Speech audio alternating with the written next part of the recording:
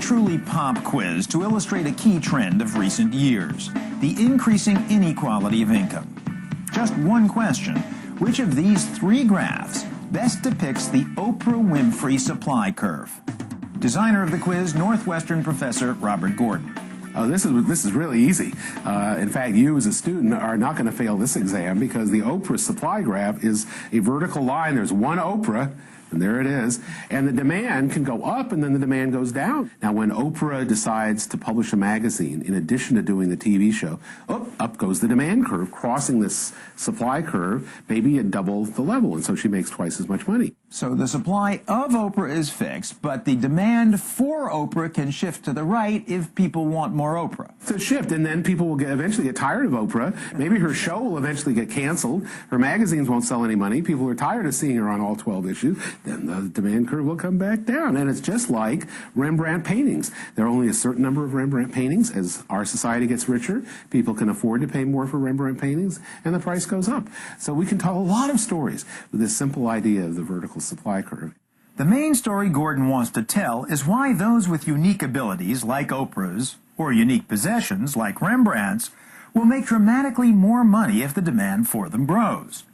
In fact, if the supply curve is perfectly inelastic, then price, here the income of Oprah or what you get for Rembrandt's, will vary entirely on the basis of shifts in demand.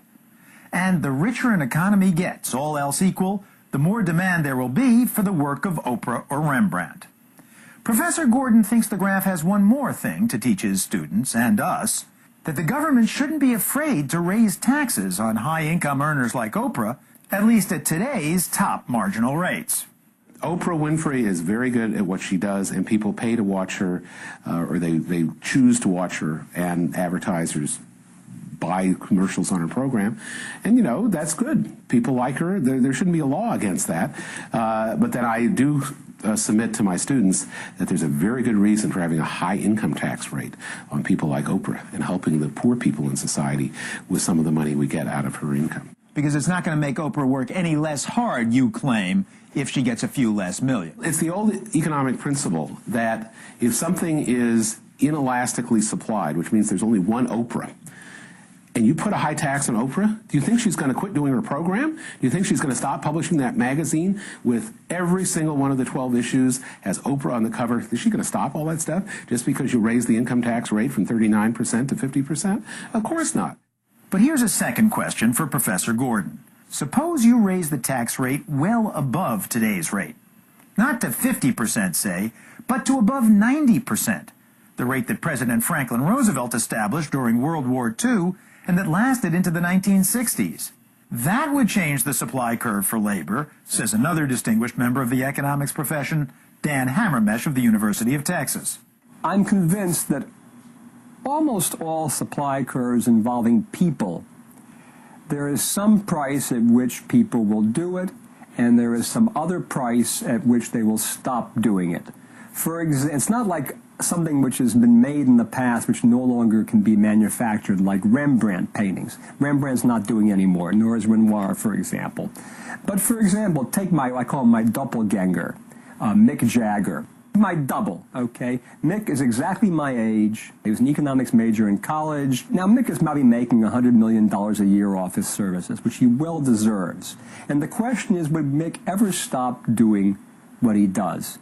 And I think if we said to Mick, or to any rock singer, we will tax away all but $20,000 of your rock earnings, Mick, if he's smart, would switch to doing something else. Like if he could only make $20,000 as a rock singer, I'm quite convinced that Mick would be an economist. In other words, there is some price of his services which is so low that he would get out of the business of offering his services. It's far below his current income, but there is some price at which he would stop doing it. So even somebody like Mick Jagger, who you think does it for the pleasure, money doesn't matter, I'm absolutely convinced that he would get out of the business if things got bad enough. So the supply of living legends like Oprah or Mick is inelastic in a certain range, elastic in the extreme. By contrast, says Nobel laureate Gary Becker, most people's labor is quite price elastic and therefore quite responsive to tax hikes. And if you tell them you'll get the same income, more or less, regardless of what you do, then 2,000 years of history, whatever it may be, tells us people aren't going to work as hard. They're not going to do as much. Have you actually ever done anything strictly in response to tax considerations? Sure, many things I do. And let me give you an example. Somebody calls me up and says, I have to travel to Mexico and they're going to give me an honorarium. I don't particularly want to go to Mexico, okay? I calculate our government's going to be my partner. It's going to take roughly 40% of that in my bracket. And that makes a big difference to me. And no question, I would be doing certain things that I wouldn't be doing otherwise. So yes, it definitely has affected me. I like my job. I like the work I'm doing. If I got paid much less, I'd still be a professor and do research. But it doesn't mean it doesn't have significant effects on my behavior at the same time. I think it does. Moreover, economists like Gary Becker think taxes have significant effects on almost everyone's behavior. But of course, Professor Gordon's original question is about the super rich. How elastic is Oprah's price elasticity of supply? So suppose you were a gazillionaire celebrity and your tax rate increased from 40 to 50%. Would you produce less? In other words, how would your supply curve be drawn?